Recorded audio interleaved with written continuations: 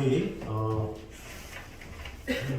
그리스도인의 성화에 대해서 참 어려운 부분이죠. 그리스도의 성화. 평생 해도 부족함이 없는, 평생 해도 변하지 않는 우리의 모습을 돌아보게 되는 시간인 것 같습니다. 우리 암송 구절 한번 해보도록 하겠습니다. 그리스도인의 성화, 요한일서 3장 3절입니다. 자, 해보겠습니다. 시작. 그리스도인의 성화, 요한일서 3장 3절. 주를 향하여 이 소망을 가진 자마다 그의 깨끗하심과 같이 자기를 깨끗하게 하느니라. 요한일서 3장 3절 말씀. 아멘. 한번 더 해보겠습니다. 시작. 그리스도인의 성화, 요한일서 3장 3절. 주를 향하여 이 소망을 가진 자마다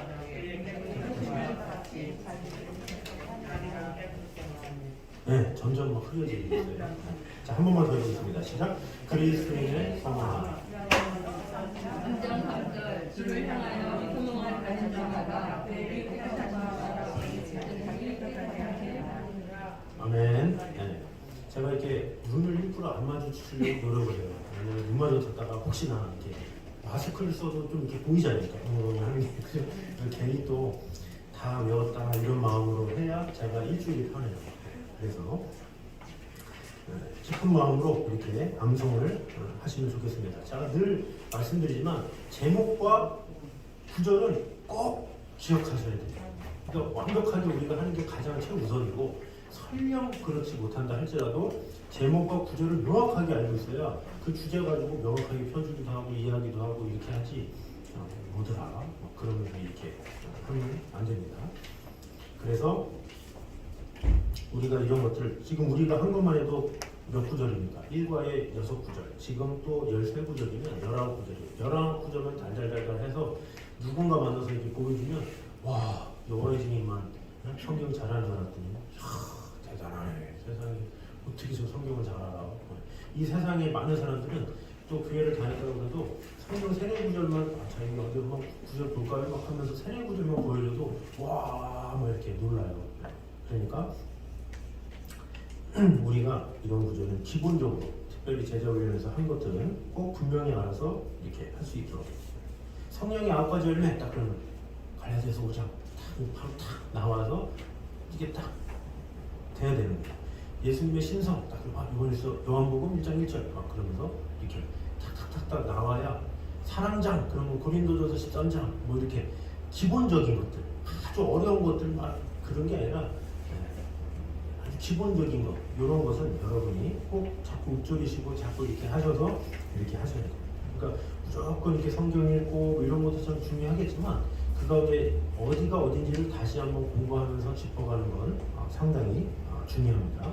그래서 늘 말씀했지만 설교 듣는 거는 5%만 남는다는 거죠. 근데 성경 공부하는 거는, 읽는 거는 15%, 성경 공부하는 건 30%잖아요. 그 30%를 제대로 활용하시고 암송을 해야 제대로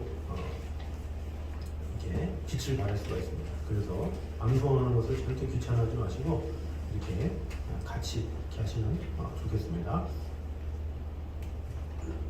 원래 다음 주도 예수 그리스도의 재림도 두 번째 걸 해야 돼요. 주께서 호령과 천사장의 소리와 하나님의 나팔로 친히 하늘로 조차 강림하시니, 되게 은혜스러운 구절이지만 이것도 해줘도 좋지만, 요한계시록 22장 7절 보라 내가 속히 오리니 이 두루마리의 예언의 말씀을 지키는 자는 복이 있으리라 하더라. 이것을 하도록 하겠습니다. 그래서 속으로 이렇게 짧은 건 해주지, 이런 걸로 시험을 당해야 돼. 이래야 진정한 성도야. 작은 거 막 짭짤한 그런 게 아니라 좀 긴 거 암송하고 싶은데 왜 짧은 걸 주는 거야 진짜. 막 그러면서 에이 나는 외워야지 막 그러면서 이런 게 선수는 아니야. 은혜의 선수는. 그죠? 그래서 이렇게 충만하게 이렇게 기쁜 마음으로 이렇게 하시면 감사하겠습니다. 그리고 항상 뭐를 하든지 이렇게 주위를 보는 경우가 있어요. 나는 나만 끝까지 주위 사람들은 그런 건 첩보야, 첩보. 보통 보면 이 옛날에 교회에서도 제가 이렇게 성가대 주의를 한 10년을 했잖아요. 이게 중고등부 애들 보면 지각하는 애들은 항상 지각하고 뺀질거리는 애들은 뺀질거리고 막 그래요. 근데 처음에 이렇게 잔소리를 제가 처음에 많이 했거든요. 근데 잔소리를 하다 보니까 결론을 알게 됐어요. 잔소리를 하면 누가 가장 많이 듣느냐? 제일 지각도 절대 안 하고 이런 애들이 잔소리 맨날 들어. 잔소리를 누가 안 듣냐? 안 나오는 사람은 안 들어. 왜? 집에 있으니까 그 시간에. 그래서 저는 너무 이렇게 있는 분들한테 뭐라고 하지 말자. 제가 그때 이제 깨달았어요. 그래서 근데 문제는 뭐냐? 있는 사람이 또 그런 생각을 하는 거예요. 일찍 와도 그것에 대해서 영광스러운 생각하는 게 아니라 왠지 손해보는 것처럼 나만 이렇게 바보처럼 이렇게 열심히 하나 이런 생각을 갖는 학생들이 그 당시 때 몇 명 있었어요. 그래서 제가 개인적으로 얘기했죠. 야, 네가 일찍 와서 누가 좋겠냐? 네가 성실하고 훈련해서 누가 좋겠냐? 그래서 이제 그 아이들이 설득을 당하고 그래서 아침 일찍 온다는 게 쉽지 않잖아요. 중고등학생들이 8시까지 저는 7시까지 오게 했거든요. 그러면 쉽지는 않지만 그런 것에 대해서 그래도 교육받고 훈련받는 애들은 신경을 안 쓰더라고요. 다른 애들 늦어도 오히려 늦은 애들을 불쌍히 여기고 자기는 그냥 누가 다 빠진다 할지라도 그냥 7시에 그냥 나오는 변함없이 그런 게 좋은 거예요. 그래서 우리는 훈련하는 것도 우선 내가 흔들림 없이 끝까지 잘하는 게 중요하고 또 그러면서 주위를 잘 돌아보면서 또 제가 이렇게 하면 이렇게 좀 그렇잖아요. 이렇게 목회자가 사실 이것도 한두 번이지 계속 이렇게 하게 되면 조금 이렇게 아무리 좋고 은혜스럽게 한다고 해도 쉽지가 않아요. 그래서 같은 성도들이 좀 나와야지 같이 해야지 이렇게 독려하면서 또 자신은 또 마음을 다하면서 그러면서 또 정죄하지 말고 또 이런 것을 평화롭게 잘할 수 있도록 이렇게 균형 있게 잘 이렇게 해주시면 감사하겠습니다. 그래서 끝까지 잘 진행될 수 있도록 뭐든지 은혜롭게 잘 될 수 있도록 이렇게 하면 좋겠습니다. 그래서 오늘의 주제가 사실 그리스도인의 성화예요. 그리스도인의 성화 이게 뭐예요? 예수님처럼 살자 이건데 오늘날에 교회에서 분란 일으키고 일 일으키고 그런 게 누구겠습니까? 새 가족이 분란 일으키겠습니까? 새 가족은 분란 일으키지 않아요. 왜? 오면 그냥 가니까. 그런데 누구로부터 분란이 나느냐? 앞에서부터 분란이 나요. 가장 그 열심히 하는 사람들부터 분란이 나요. 거기서부터 갈라지기 시작해요. 그래서 우리는 항상 모든 면에서 마음을 다해서 이 그리스도인의 성화를 늘 마음속에 되새기고 어떻게 하면 한 마음이 돼야 되는지를 이렇게 세워야 됩니다. 그래서 이 과의 목적이 바로 그거예요. 뭐냐? 그리스도인이란 신분상 이미 거룩한 사람이다. 이것을 우리가 깨닫는 게 중요해요. 거룩한 사람은 방종하지 않죠. 거룩한 사람은 누구를 막 하면서 쪼잔하게 막 그러지 않아요. 거룩한 사람은 항상 신중해요. 그리스도인으로서 이렇게 그렇게 살아가는 사람이죠. 그리고 이 과의 목적이 무엇이냐? 아직도 그래도 거룩하지 못하다라는 것을 인정하면서 그런 거룩과 이 정결함을 위해서 늘 싸워야 되는 그런 존재임을 깨닫게 되는 것 이게 중요한 겁니다. 이것을 오늘 보고자 합니다. 그리고 자신의 거룩하지 못한 모습을 한번 분석해보고 거룩하게 살려고 분투하는 결단 이것을 하는 게 중요하죠. 그리고 예수님의 재림 때에 궁극적으로 성화될 모습을 바라보면서 소망을 갖도록 내가 지금 그렇게 살지 못하지만 앞으로는 그렇게 살아야지 이런 마음을 갖게 하는 것 이것이 목적입니다. 자 우리 서론 한번 같이 한번 읽겠습니다. 시작.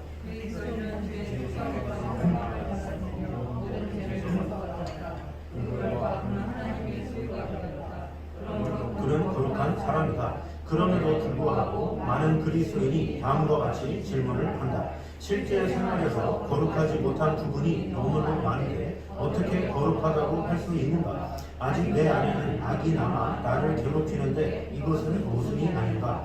이런 질문이 다름 아닌 그리스도인의 성화 문제를 이야기하는 것이다. 우리가 성화를 어떻게 이해하고 있는가에 따라 신앙생활의 영함이 많이 달라질 수 있고 구원의 은혜를 체험하는 감정의 차이가 달라질 수 있다. 그리고 성화의 교리를 바로 이해하면 경건생활에 크게 도움이 될 수 있다. 아멘. 자, 요약을 해보면 뭐라 그래요? 그리스도인은 이미 거룩한 사람이다. 이미 거룩하다. 왜?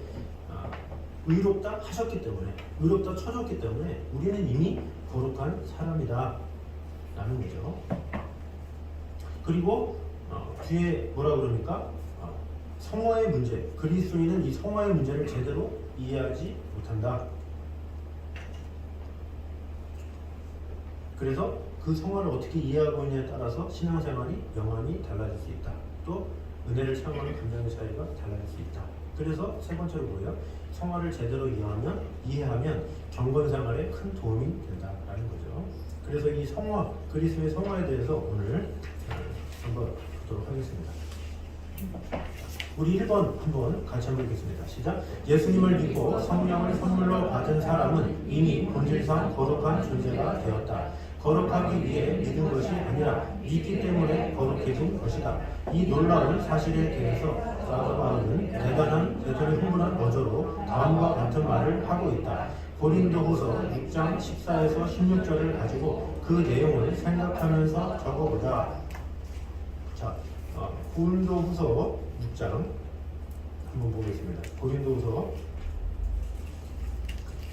이제 써보신 분이 있으니까 14절에서 16절 우리 같이 한번 읽겠습니다. 시작.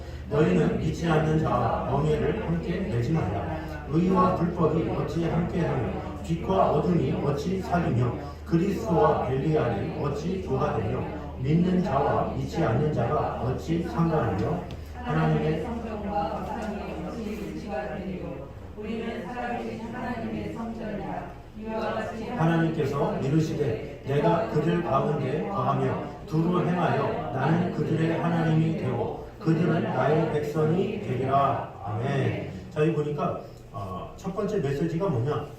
고린도 교인들의 삶이 거룩해야 한다, 이것을 말하는 거죠. 그래서 여기에서 가장 많이 나오는 단어가 뭐예요? 어찌라는 단어가 많이 나오죠.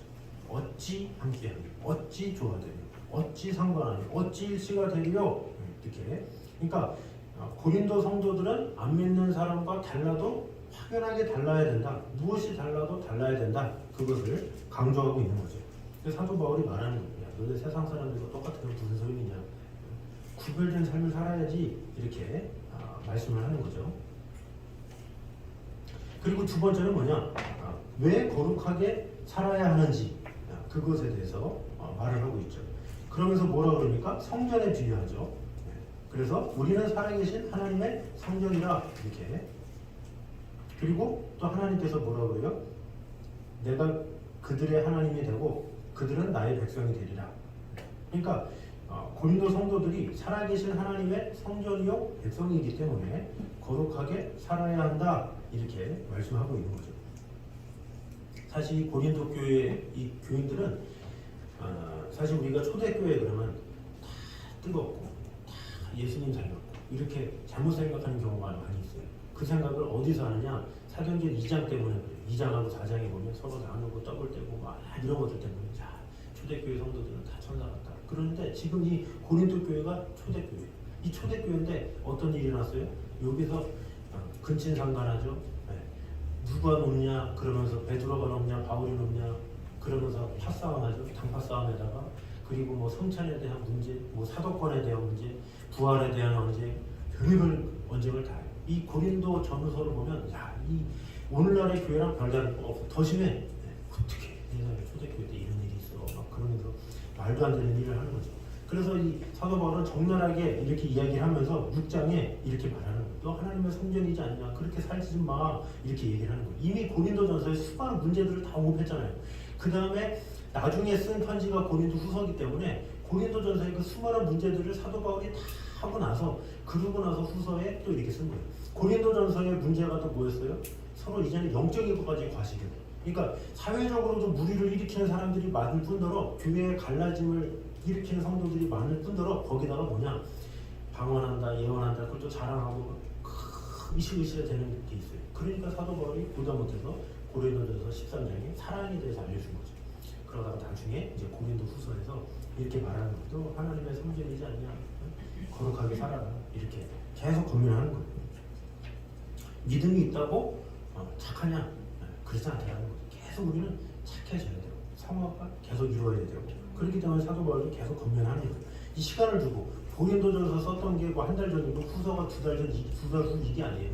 몇 년의 기간이거든요. 그 정도로 사람이 변하는 건 금방 변하는 게 아니에요. 그래서 또 금방 변하지 않기 때문에 사도 바울은 권면하고 또 권면하고 또 권면하고 계속 이렇게 하는 거예요. 자, 그러면 이 거룩이 뭐겠습니까? 거룩은 이제 세상으로부터 구별되고 분리되는 것, 이것을 거룩이라고 하죠. 그래서 어떤 물리적인 구별이 아니라, 그러니까 구별 그러면 이단들은 뭐라고 그래요? 구별돼야 돼. 그러면 만나지 마. 이거부터 시작해. 그래서 가족들도 안 믿어? 갈라. 이게 이단들이 말하는 구별이에요. 그러나 우리의 구별은 뭐예요? 물리적인 구별이 아니라 가치관과 문화로부터의 구별이에요. 가치관이 달라야 된다는 거죠. 우리가 함께 하지만 함께 해야죠. 뭐 함께 해야 영향력을 끼치지. 그럼 영향력 없이 우리는 산속으로 들어가고 뭐 너는 지옥 가, 나는 천국 갈게. 이런 거는 이단들이 하는 거죠. 우리는 더불어 함께 하는 거예요. 함께 하면서도 가치관은 어떻게 돼요? 너희는 이 세대를 본받지 말고 오직 마음을 새롭게 함으로 변화를 받아 하나님의 선하시고 기뻐하시고 온전하신 뜻이 무엇인지 분별하도록 하라. 이것이 바로 하나님의 뜻이죠. 그래서 그렇게 구별되는 것, 그래서 하나님께로 구별되는 것이 거룩이다 라는 것을 말하고 있죠. 그래서 세상과의 관계 이전에 하나님과의 관계에 우선하는 자, 이게 거룩한 자. 이 세상은 이 사람과의 관계에 되게 목을 매잖아요.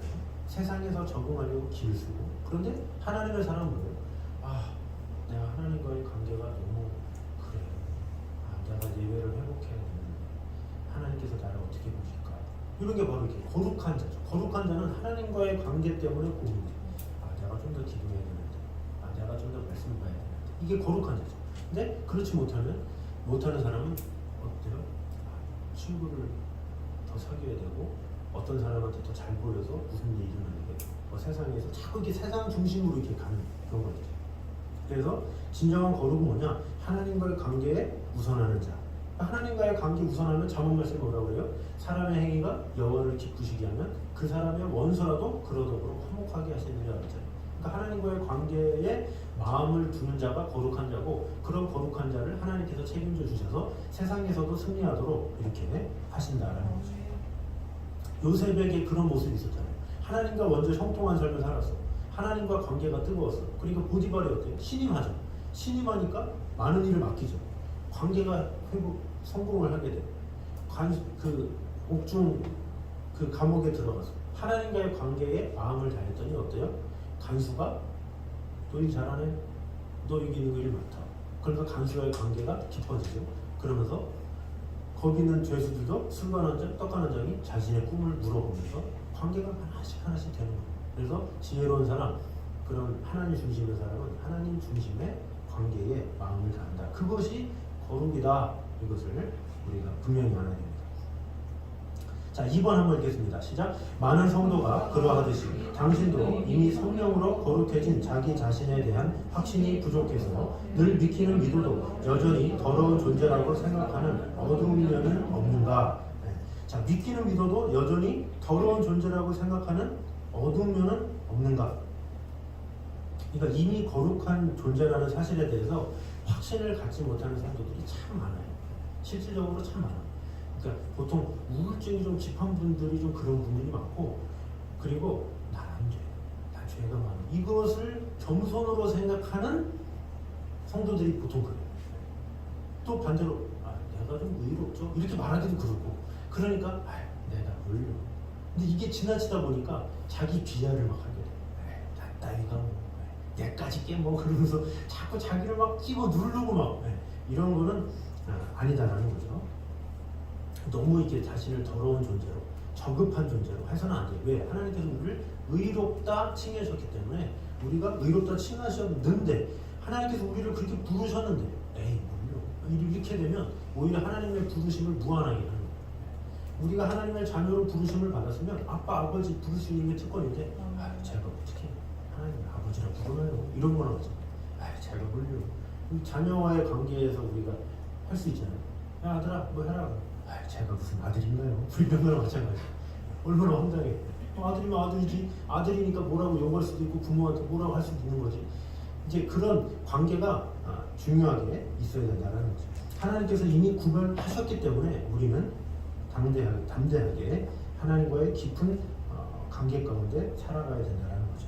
이 하나님과의 관계 가운데 자꾸 하나님을 더욱더 뜨겁게 알고 하나님과의 관계를 통해서 놀라운 은혜를 자꾸 받아야 되는데 내가 죄가 많아. 그러면서 자꾸 자기의 어떤 자꾸 낮추고 비하하고 막 그러면서 신앙생활하면서도 항상 우울해. 그러니까 신앙생활하면서도 우울한 거는 참 힘든 거예요. 거기서 신앙생활하면서도 기쁨이 없어. 신앙생활하면서도 늘 마음에 그런 게 있어. 죄인인데 예배 나오는 것도 제 문제 해결하려고. 죄가 많아서 예배를 자꾸 틀려서라도 자꾸 이렇게. 그러면 어떻게 되느냐? 자기 의의가 강해져. 내가 뭔가를 해서 의롭게 여겨지고 내가 뭔가를 해서 그러면 어떻게 되냐? 그런 사람들이 나중에는 예배가 많이 쌓이고 막 하다 보면 이제는 내가 그랬지, 예배 좀 드렸지, 기도 좀 했지, 말씀 받지, 이런 식으로 하게 되면 자기가 이제 높아져요.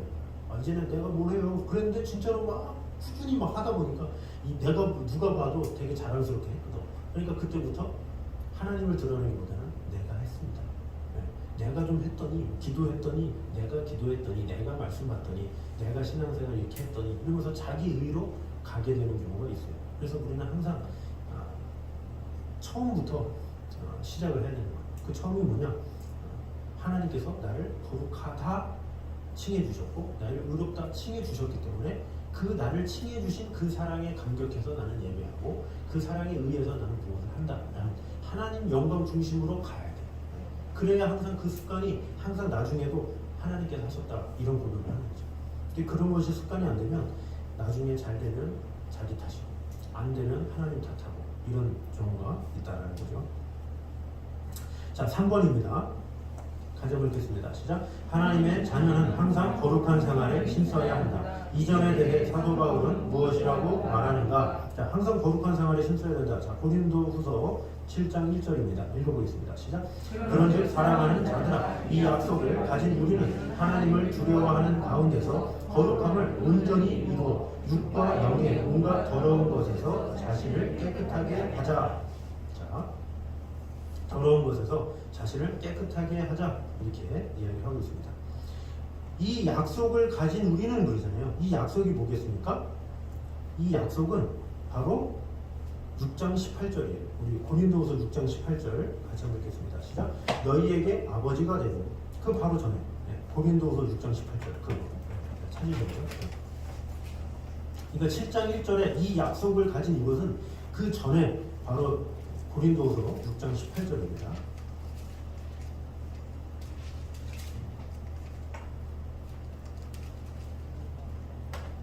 6장 18절 같이 한번 읽겠습니다. 시작. 너희에게 아버지가 되고 너희는 내게 자녀가 되리라. 전능하신 주의 말씀이니라 하셨느니라. 아멘. 너희에게 아버지가 되고 너희는 내게 자녀가 되리라. 이 약속이에요. 신분상으로 거룩한 자녀로 삼아 주셨다. 그래서 너는 신분상 하나님의 자녀잖아. 그러니까 이제 생활상 거룩함을 온전히 이루도록 노력해야 돼요. 너 신분이 있잖아. 이렇게 말하는 거죠. 만약에 어떤 자신의 아버지가 어떤 대기업에 막 엄청난 총수야. 근데 뭐 돈이 있고 떠나서 그 사람들은 뭐예요? 명예로 살잖아요. 이 자신의 자녀가 잘못하면 어떻게 돼요? 그 곤욕을 막 치르잖아요. 뭐 국회의원들도 어때요? 자기 자녀가 말 안 듣고 그러면 그것 때문에 막 아주 공격하고 그러면 자기도 피해가 가잖아요. 근데 하나님은 하물며 어떻게 했어요? 하나님은 거룩하신 분이고 완전하신 분인데 우리 하나님을 믿는 백성들이 마음대로 살고 막 살고 그러면 누구의 이름이 더럽혀져요? 하나님 이름이 더럽혀지는 거예요. 그래서 너 하나님의 자녀잖아. 그럼 자녀답게 살아라. 이렇게 말을 하는 거예요. 사도 바울이 하는 말씀이 바로 그거죠. 이 세상에서도 세상 아버지의 어떤 이름을 더럽히지 않게 하기 위해서 조심하게 살라고 하는데 하물며 이 거룩하신 하나님의 이름이 걸려 있는데 우리가 어떻게 대충 살 수 있겠느냐? 거룩하게 살아라 이렇게 말씀하는 것이죠. 그래서 우리가 신분적으로 거룩하다고 해서 이 거룩을 위해서 노력하지 않으면 우리는 진정한 그리스도인이라 할 수 없는 거예요. 자꾸 그래도 거룩하려고 애를 써야 되는 거예요. 왜? 하나님이 아버지시기 때문에 그렇다는 거죠. 자, 4번 한번 읽겠습니다. 시작. 예나 지금이나 예수 그리스도를 믿어도 하나님의 거룩한 자녀답게 살지 못하는 자들이 참 많다. 에베소 교인들이 예수님을 믿으면서도 버리지 못한 죄들을 한번 살펴보자.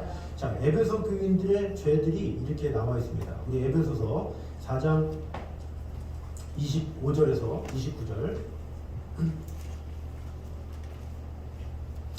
에베소 교인들의 실상이 나옵니다. 이 고린도 교회는 고린도 교회대로 문제가 있었고 에베소 교회는 이런 문제들이 있었어요. 그것을 사도 바울이 이렇게 이야기를 합니다. 우리 25절에서 29절 우리 교독하도록 하겠습니다. 점적이겠습니다. 그런즉 거짓을 버리고 각각 그 이웃과 더불어 참된 것을 말하라. 이는 우리가 서로 지체가 됨이라. 오늘 내어도 죄를 짓지 말며 해가 지도록 눈을 품지 말고 마귀에게 틈을 주지 말라. 도둑질하는 자는 다시 도둑질하지 말고 오직도 가난한 자에게 부자를 주시도록 자기 손으로 수고하여 선한 일을 하라. 무릇 더러운 말은 너희 입 밖에도 내지 말고 같이 읽겠습니다. 무릇 더러운 말은 너희 입 밖에도 내지 말고 오직 벽을 세우는데 소용되는 대로 선한 말을 하여 듣는 자들에게 은혜를 끼치게 하라. 아멘. 자, 예수님을 믿으면서도 버리지 못한 죄들. 자, 그런즉 거짓을 버리고 각각 그 이웃과 더불어 참된 것을 말하라. 이렇게 말을 하고 있죠. 참된 것을 말하라. 이렇게 말하는 이유가 뭐예요? 하도 거짓말하니까. 에베소 교인들이 하도 거짓말하니까 참된 것을 말하라. 이렇게 말했겠죠. 그 다음에 26절. 분을 내어도 죄를 짓지 말고 해가 지도록 분을 품지 말고. 이것을 통해서 뭘 할 수 있어요? 아, 참 자기 통제가 안 되는 사람 성도들이 많았구나. 이렇게 볼 수 있는 거죠. 그래서 마귀에게 틈을 주지 말라. 이렇게 막 분을 내고 뭔가 이렇게 거짓을 말하고 이러면 마귀가 들어온다는 거죠. 자, 그 다음에 28절에 도둑질하는 자는 다시 도둑질하지 말고, 그리고 가난한 자들을 구제할 수 있도록 자기 손으로 수고하여 선한 일을 하라. 자, 이것을 통해서 뭘 알 수 있습니까? 다른 것들을 훔치는 그런 모습이 있었다라는 것을 이제 볼 수가 있죠. 그리고 자기 손으로 수고하여 선한 일을 하라. 이것을 통해서 자기 생활의 책임을 안 지고 이 교회에다가 손을 벌리는 그런 사람들이 있었다는 것을 알 수가 있죠. 이 구절의 배경을 보면 사도행전 2장에 뭐라고 그래요? 서로 떡을 떼고 서로 나누게 신섰다고 그러잖아요. 이게 서로 나누는 삶이 되니까 어떻게 돼요?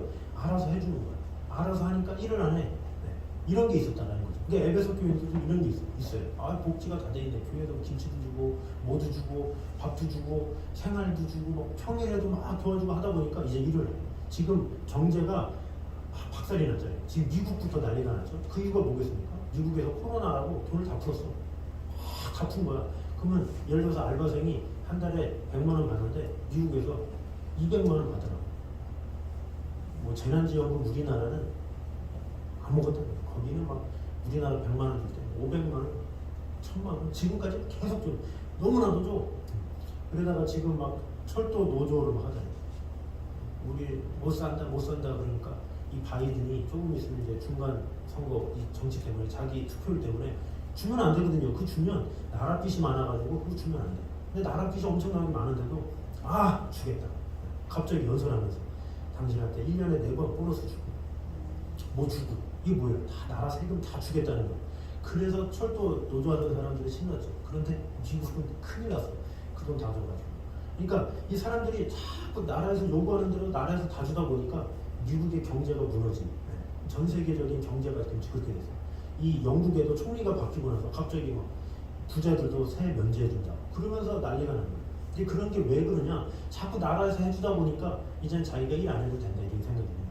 근데 이것이 지금 초대교회 때 있었던 일이에요. 초대교회 때 많은 성도들이 교회에서 다 해주네. 그러면서 일은 안 하고 자기 마음대로 이렇게 살고. 그래서 이 데살로니가에도 그런 일이 있었나 봐요. 그래서 데살로니가 전서에서 뭐라고 그러니까 일하기 싫은 자는 먹지도 말라 이렇게 말하는 거죠. 그러니까 그 당시에 그런 일들이 많이 만연했다는 거예요. 이게 네가 일을 하라는 거예요. 그래서 요즘에도 이 국어라는 사람들 있잖아요. 저한테도 가끔 이렇게 교회도 찾아오고 이런 거 보면 젊은이들이 일할 수 있음에도 불구하고 건강함에도 불구하고 힘들다고 그러고 도와달라고.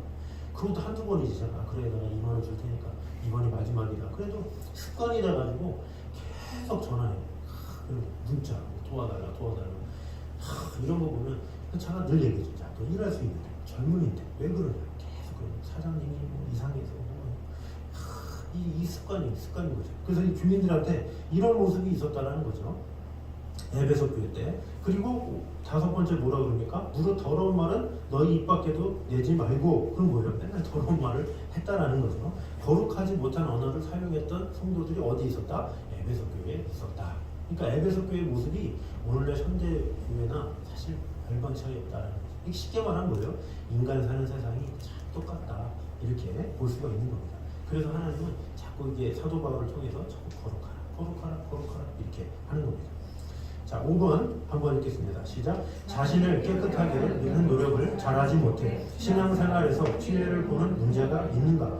다시 말해 죄인 줄 알면서도 아직 끊지 못하는 무엇이 있는가? 만일 그것이 남에게 밝힐 수 없는 일이면 주님 앞에서 다시 한번 회개하고 성령의 도우심을 구하자.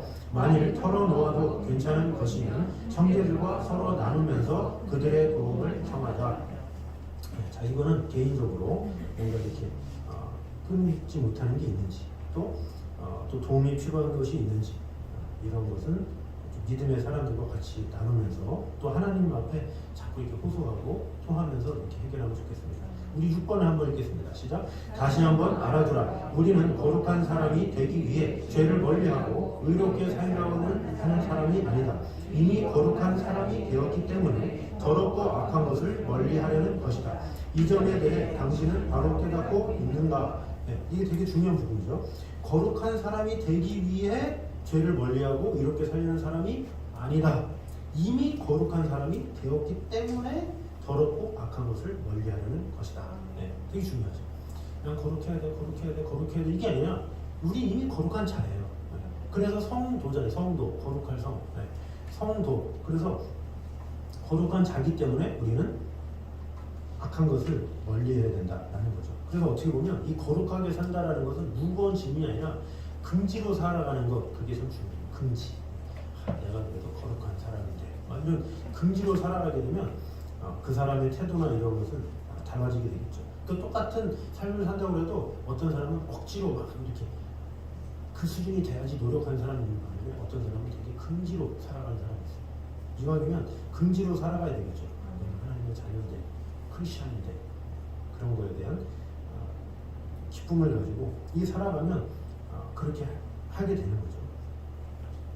똑같은 처지지만 어떤 태도로 살아가느냐 그 차이는 다르다라는 것입니다. 자, 7번 보겠습니다. 거룩한 생활은 하나님의 뜻이며 명령이다. 다음 성구를 검토해 보라고 했습니다. 자, 데살로니가 전서 4장 3절.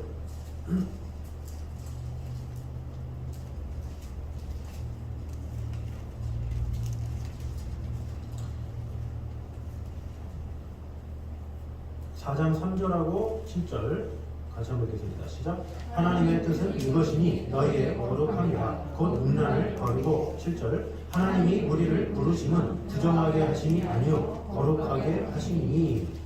자, 거룩함은 하나님의 뜻이다. 이건 뭐예요? 뜻이다라는 것은 명령입니까? 권유입니까? 거룩하게 살아볼래? 이게 아니라 거룩하게 살아! 명령이라는 거죠. 그러니까 우리에게는 명령이라는 건 뭐예요? 선택의 여지가 아니다라는 거죠. 거룩하게 살아도 되고 안 살아도 되고 이게 아니라 하나님의 뜻이기 때문에 어떻게 돼요? 무조건 순종해야 되는 그것이다라는 거죠. 그래서 이 말씀을 따르지 않는 것은 죄잖아요. 그래서 우리는 항상 그 말씀에 순종할 필요가 있다는 거죠. 그럼 거룩하게 살려는 것은 실행 불가능합니까? 가능하겠습니까? 가능하기 때문에 하나님께서 감당하게 하신 것이겠죠. 하나님께서 요구하셨다는 건 뭐예요? 하나님께서 그런 힘과 지혜를 주실 것을 믿고 우리가 하는 거예요. 그러니까 거룩하다는 게 내가 인간의 힘으로 거룩해져야지 이렇게 하는 게 아니라 주여 저는 힘이 없습니다. 그러나 하나님께서 능을 주셔서 힘과 지혜를 주셔서 이렇게 간구하면서 거룩하려고 애를 써야 되죠. 그러니까 거룩하라고 그러면 또 자꾸 인본주의적으로 또 세상 종교적으로 잘못 해석하는 경우가 있는데 거룩하라고 하는 것은 그만큼 하나님께 맡기고 하나님께 거룩함이 이루어질 수 있도록 도우심을 구하라는 거예요. 그럼 하나님께서 힘과 지혜를 주셔서 이길 수 있는 힘을 주시고 능력을 주시고 그래서 같은 일을 해도 내 노력으로 거룩하려는 사람이 있고 하나님의 은혜로 거룩하게 사는 사람이 있어요. 이 두 사람 차이는 완전히 다르다는 거죠.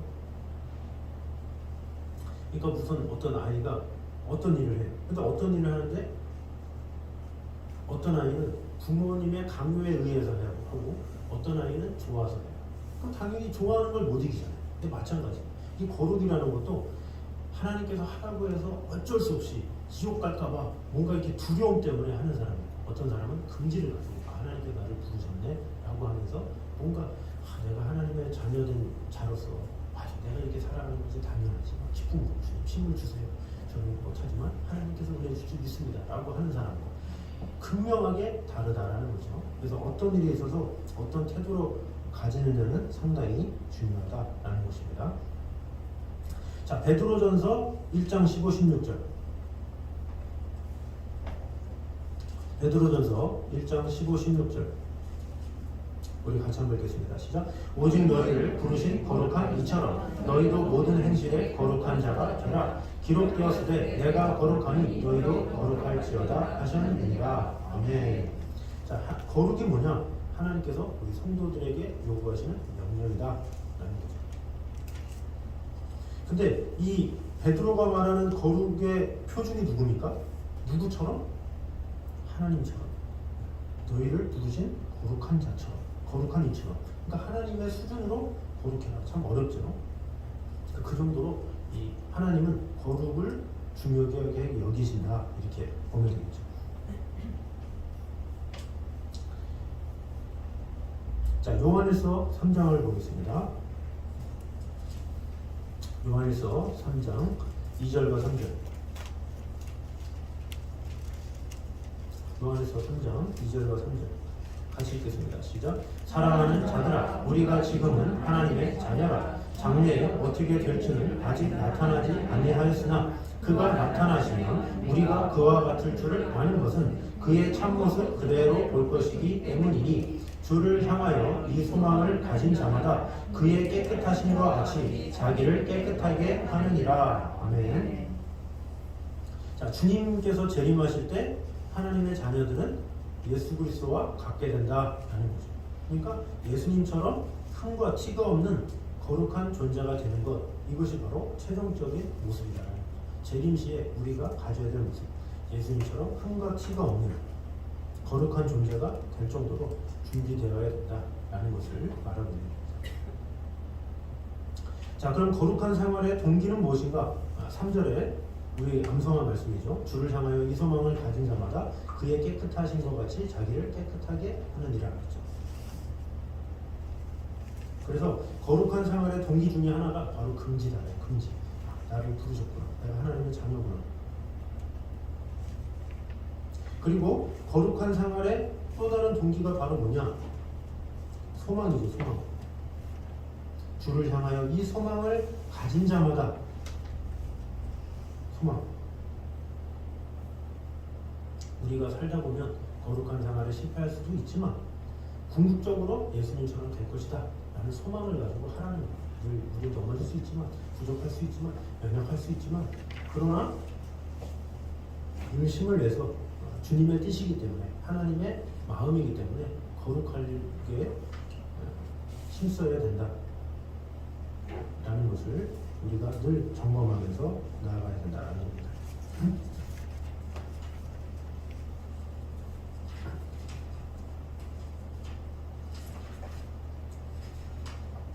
자, 우리 9번 문제 한번 읽겠습니다. 시작. 오늘 우리는 죄를 멀리하고 거룩한 생활을 기쁘게 해야 할 긍정적인 동기 두 가지를 배웠다. 이 점에 대해 당신 자신의 깨달음과 결심을 한번 정리해 보자. 자, 첫 번째는 뭡니까? 긍지. 나는 거룩한 사람이다. 그래서 긍지를 가지고 거룩하게 살아야 된다. 두 번째는 뭐예요? 소망. 나도 예수님처럼 될 사람이다. 그 소망을 가지고 거룩하게 살아가야 된다라는 거죠.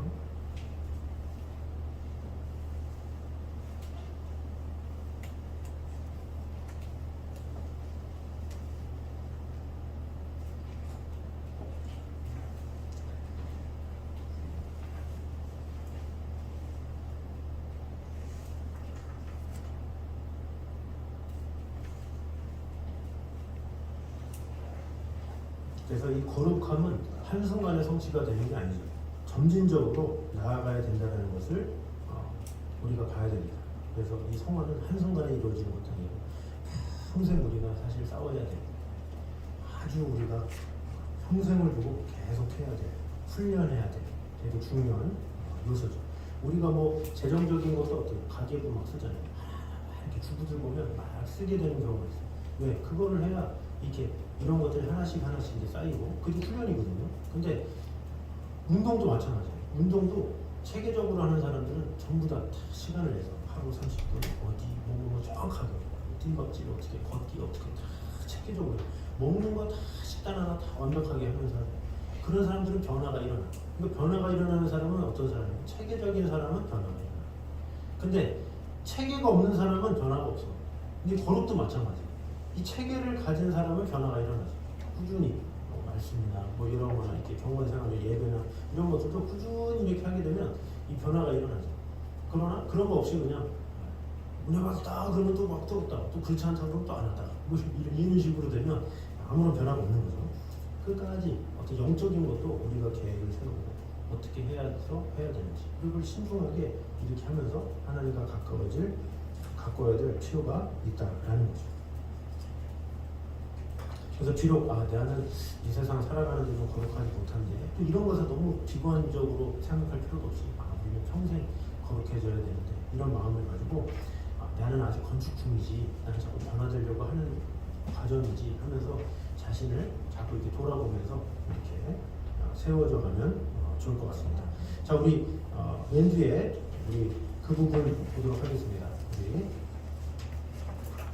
우리 교리의 한번 보도록 하겠습니다. 시작. 중생을 받는 자는 실제적으로 그리고 구체적으로 거룩해지는 변화의 과정에 있다. 네. 자, 중생을 받은 자는 실제적으로 그리고 구체적으로 거룩해지는 변화의 과정이 있다. 자, 두 번째입니다. 성화의 과정은 점진적이다. 네, 점진적이다. 한 번에 되는 게 아니라 점진적이다. 네, 세 번째입니다.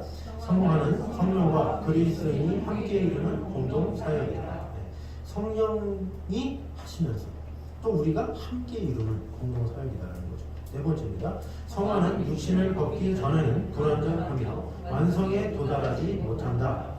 자, 육신을 벗기 전에는 불완전하다.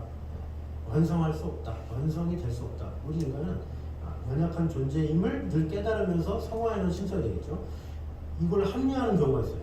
뭐 안 돼. 인간이 뭐 그런데 뭐 이런 식으로 하면 안 되겠죠. 우리는 늘 성화되어 나가지만 그러나 불완전하다는 걸 인정하지만 그래도 우리는 거룩하게 심어야 되는 그런 게 있어야 된다는 거죠.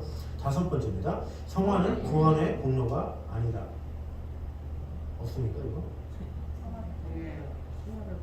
네, 읽어보세요. 시작. 성화를 통해 구원받는 것이 아니다. 성화는 구원받은 자에게 나타나는 새 생명의 열매이다. 네, 자, 성화는 구원받는 자에게 나타나는 새 생명의 열매이다. 자, 그다음 마지막. 성화의 최종 단계는 주님 재림시 우리가 그리스도와 같이 되는 것이다. 아멘. 네.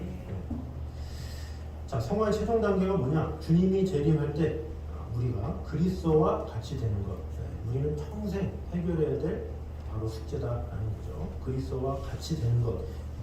이것이 바로 우리의 평생 과제입니다. 그래서 신앙생활을 오래 했느냐? 사실 이런 것보다 얼마나 내가 훈련하기에 힘썼느냐 어떻게 보면 이게 되게 중요한 것 같습니다. 되게 우리나라 사람들은 경력을 중요시하죠. 그래서 뭐 일할 때도 누가 이렇게 들어오면 너 몇 년 했냐? 막 이런 거 하잖아요. 텃세 막 이런 거 있잖아요. 내가 15년 했어. 내가 30년 했어. 그래도 텃세 막 부리면서 이렇게 하는 경우가 있죠. 근데 하나님은 경력보다 뭘 중요시 여깁니까?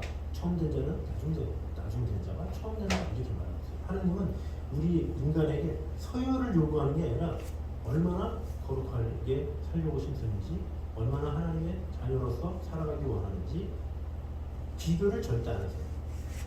베드로가 이 사람은 어떻게 되겠습니까? 요한에서 얘기해봤자 예수님이 뭐라고 그래요? 이 사람이 어떻게 되든지 너와 무슨 상관이냐? 너는 나를 따르라 이렇게 얘기하는 거죠. 근데 하나님은 그냥 1대1 관계예요. 1대1 관계에서 권력하려고 힘써라. 야, 너 친구 철수는 거룩한데 왜 너는 안 그래? 하나님은 이런 쪼잔한 분이 아니라 우리 개인을 부르셔서 거룩하게 살기를 원하시고 그 관계 가운데 하기 원하시지.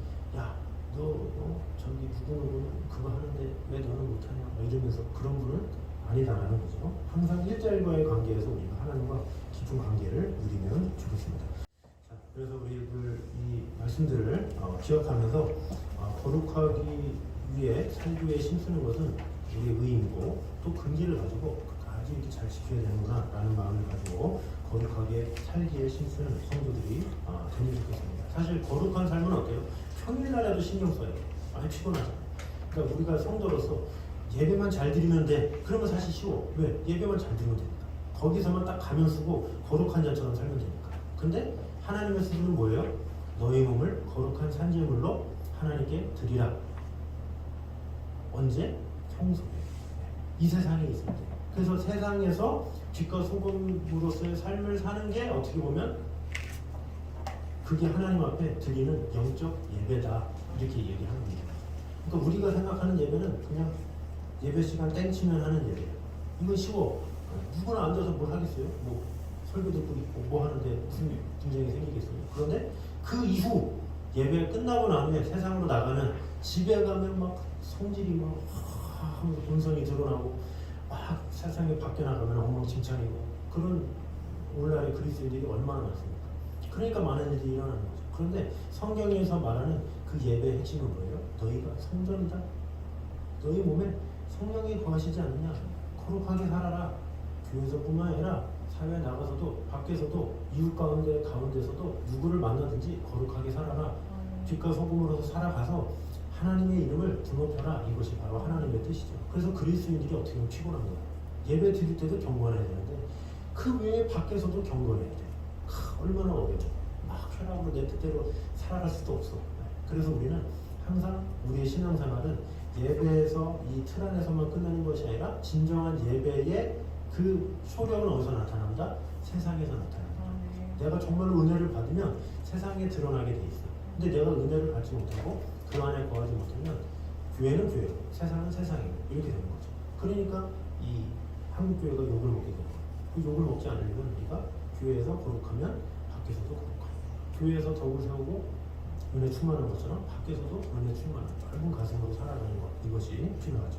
그래서 우리가 더욱더 성화되게 힘쓰고 그러므로 말미암아 예수님을 닮아가겠습니다. 그런 마음으로 살아가는 저희 되시기를 주님의 이름으로 축원합니다. 자, 이 시간에 한 목소리로 잠시 기도가 있습니다. 우리 같이 기도할 때 주님, 우리가 예수 그리스도를 닮아가는 자가 되게 하시고 또한 하나님의 수준에까지 거룩해진다는 것은 쉽지 않지만 그러나 하나님의 신과 지혜가 있으면 가능하리라 믿습니다. 긍지를 가지고 믿음으로 살아가는 성도가 되게 하여 주시옵소서. 소망을 가지고 거룩하게 살아가기에 힘쓰는 그리스도인이 되게 하여 주시옵소서. 또한 예배 시간뿐만 아니라 그 후에 세상에서도 거룩하게 힘쓰는 성도들이 되게 하여 주시옵소서. 이렇게 한 목소리로 같이 기도해 주겠습니다. 기도하겠습니다. 하나님 감사합니다. 하나님께서 은혜 주시고 함께 하여 주시옵소서. 우리가 거룩하기에 살기에 힘쓰며 아버지 하나님께로부터 말미암는 그 풍성한 은혜와 그 사랑 안에 온전히 거할 수 있도록 주님 지켜주시고 함께하여 주시옵소서. 예수님처럼 살아간다는 것 얼마나 어렵습니다. 그러나 하나님께서 우리를 부르시고 우리를 의롭다 하셨사오고 그 의롭다 하신 그 하나님의 은혜 가운데 온전히 거함으로 주님만을 바라보며 아버지 하나님께서 주신 바 온전히 행하기 부족함이 없도록 지켜주시고 함께하여 주시옵소서.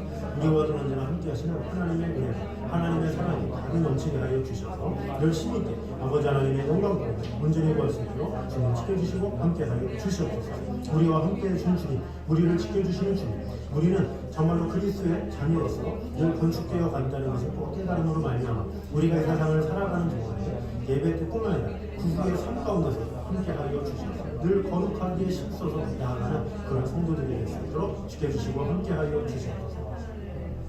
사랑의 주님, 고린도 교회 교인이나 에베소 교인이나 또 우리 성도들이나 우리 모두가 다 연약함을 가지고 있습니다.